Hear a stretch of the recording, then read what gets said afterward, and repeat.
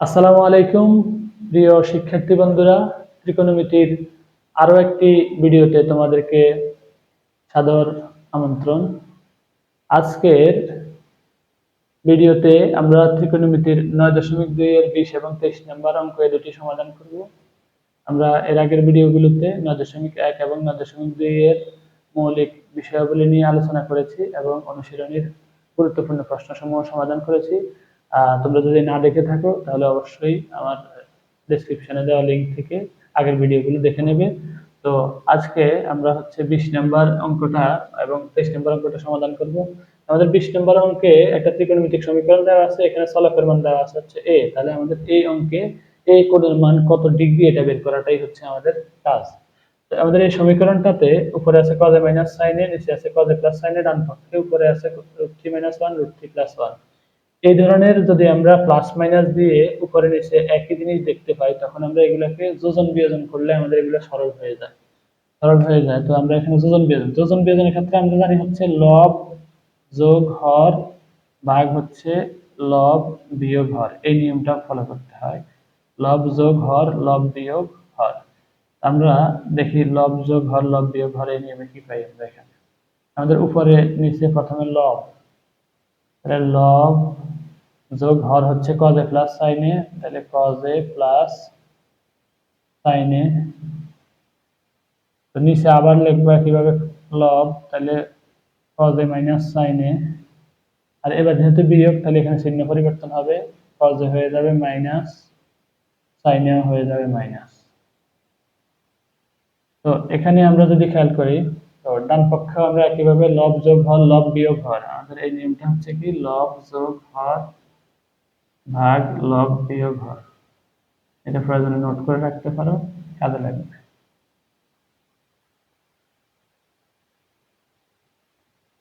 আমাদের লব হচ্ছে √3 - 1 প্লাস হর হচ্ছে √3 + 1, আবার লব হচ্ছে √3 - 1 মাইনাস √3 + 1 কে মাইনাস করলে মাইনাস √3 - 1 হবে। তো এখানে উপরে আমরা দেখতেছি সাইন এর চিহ্ন হচ্ছে মাইনাস, এই সাইনের চিহ্ন হচ্ছে প্লাস, তাহলে দুটো কাটা যায়, নিচে এই cos এর চিহ্ন প্লাস, এই cos এর চিহ্ন মাইনাস।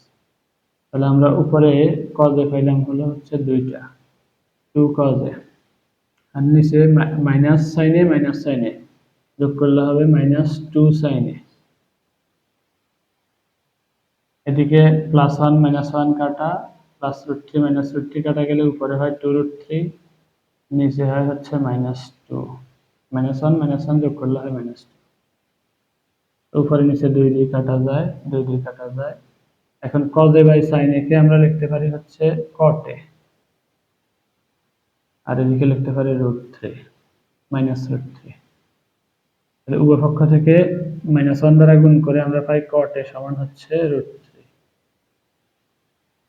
-1 দ্বারা গুণ করে উভয় পক্ষকে -1 দ্বারা গুণ করে আমরা লিখতে পারি হচ্ছে উভয় পক্ষকে -1 দ্বারা গুণ করে আমরা লিখতে পারি cot a সমান √3।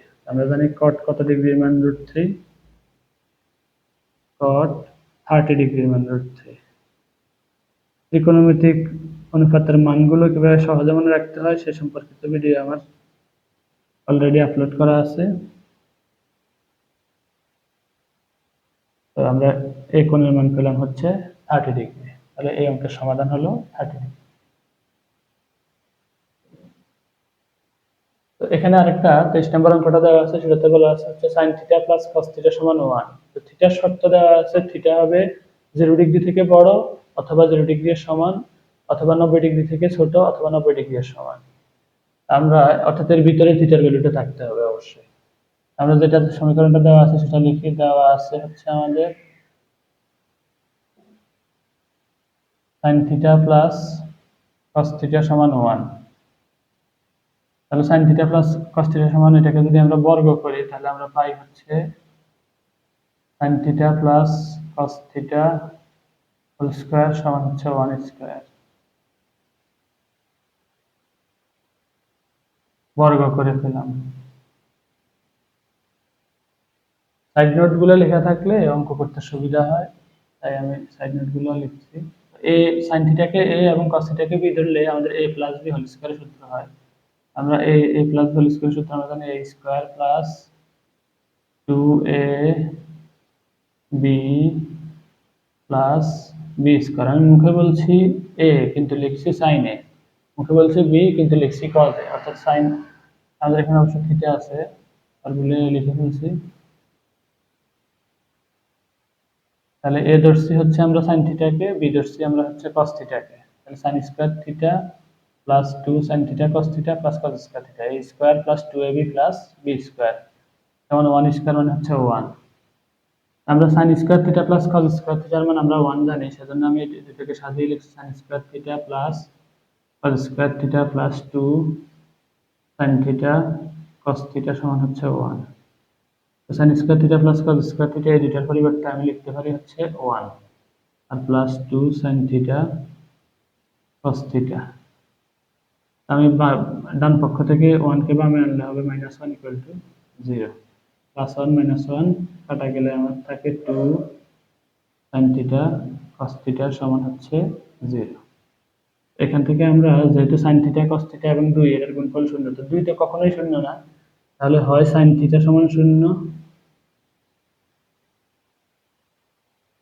অথবা cos থিটা সমান 0। যেহেতু আমাদের বলছে 2 sin থিটা cos থিটা এই সবগুলোর গুণফল 0, তার মানে 2 তো কখনোই 0 হবে না, তাহলে হয় sin থিটা 0 হবে অথবা cos থিটা 0 হবে। তাহলে আমরা জানি sin হচ্ছে 0 ডিগ্রির মান হচ্ছে 0, আর cos এর ক্ষেত্রে cos 90 ডিগ্রি মান আমরা জানি হচ্ছে 0।